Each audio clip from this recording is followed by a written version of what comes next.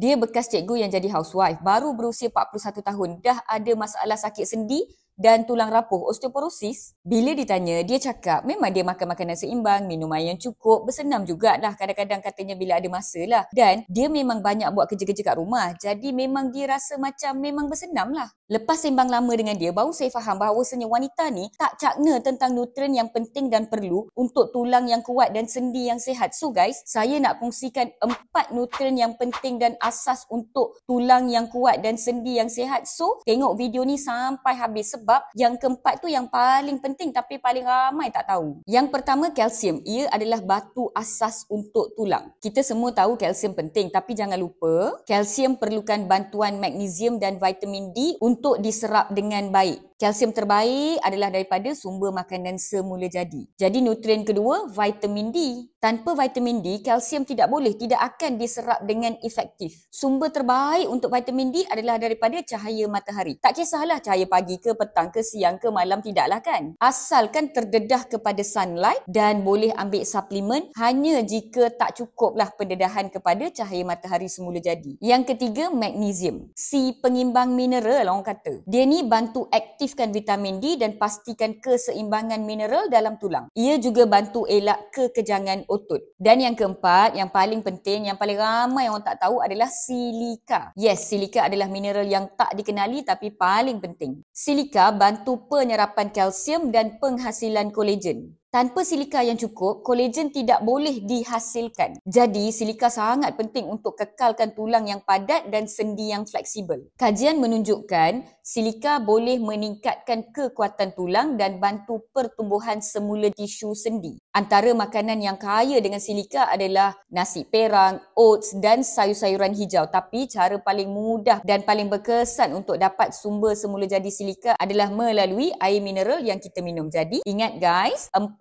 nutrien ini adalah sangat penting dan sangat perlu untuk kita kekalkan kesihatan tulang yang padat dan sendi yang sihat serta fleksibel dengan penghasilan kolagen yang cukup, bukan sahaja untuk tulang dan juga sendi, juga untuk kulit, kuku serta rambut. Jadi, sentiasa cari kalsium, vitamin D, magnesium dan silika dari sekarang sehingga ke hari tua.